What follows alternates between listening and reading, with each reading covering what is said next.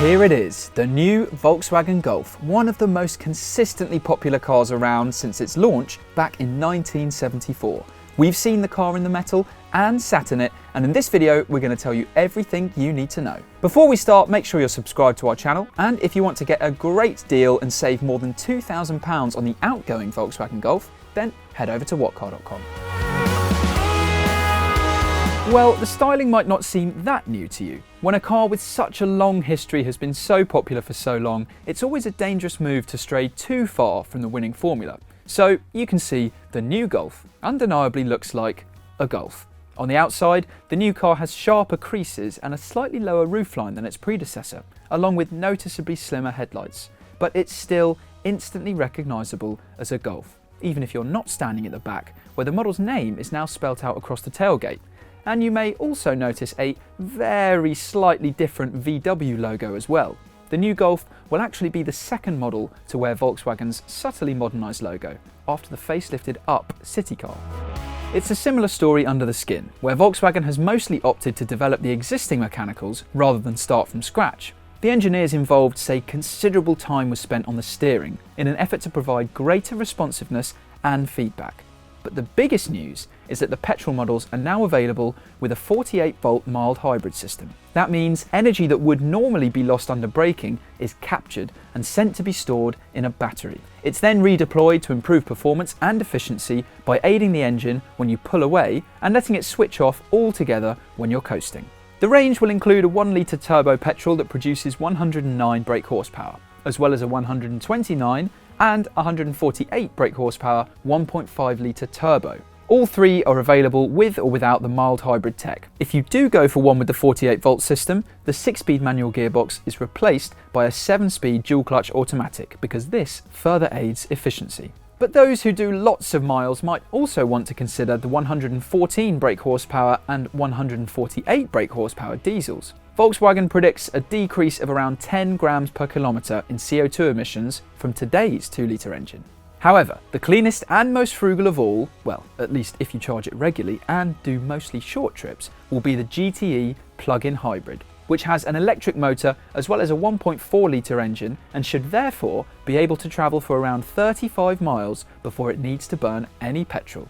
Initially, the GTE will be the most powerful Mark 8 Golf 2, with its combined output of 241 brake horsepower matching the figure of today's GTI Performance hot hatch. A new GTI with closer to 300 brake horsepower will follow before the end of 2020, with a 4-wheel drive R in 2021. There are even plans for a 400 brake horsepower R Plus to rival the Audi RS3 and Mercedes-AMG A45S in the 45,000 plus bracket. But no matter how sporty you go, you won't be able to specify 3 doors. Like most manufacturers, Volkswagen is ditching this slow-selling body style and concentrating on the 5-door hatchback and estate variants. So far, we've only sat in the hatchback, which has a similar amount of space to its predecessor, meaning 4 6-footers will be perfectly comfortable, and a 5th can squeeze in when necessary. And while luggage capacity is still to be confirmed, the boot is clearly well shaped, it has a height adjustable boot floor, and the 60/40 split rear seats fold pretty much flat too. What's more, we know for sure that oddment storage has been improved, thanks to phone-sized pockets high up on the front seat backs and a net in the front passenger's footwell. These complement the usual array of cubbies, but the major change is to the interior design. At first glance, a giant digital display appears to stretch all the way from behind the steering wheel to the centre of the dashboard, even though in reality it's 2 separate screens, one for instrumentation and the other for infotainment functions, with both featuring layouts that are quick and easy to customise. There are some areas where Volkswagen's desire for a minimalist look has trumped ease of use. Most notably, that's in the decision to replace almost all conventional buttons and control dials with touch-sensitive panels that you can't reliably operate without looking away from the road. What's more, the materials still don't feel as plush as those in the Audi A3 Sportback,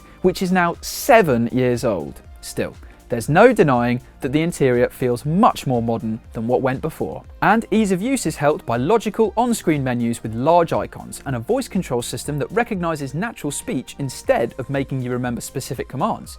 But Doug, you're saying, that's something the BMW 1 Series and Mercedes-Benz A-Class can already do as well. Well, that's true, but the Golf is the first model sold in Europe to have Car2X. It's a system that allows it to exchange information with other vehicles and traffic infrastructure fitted with the technology.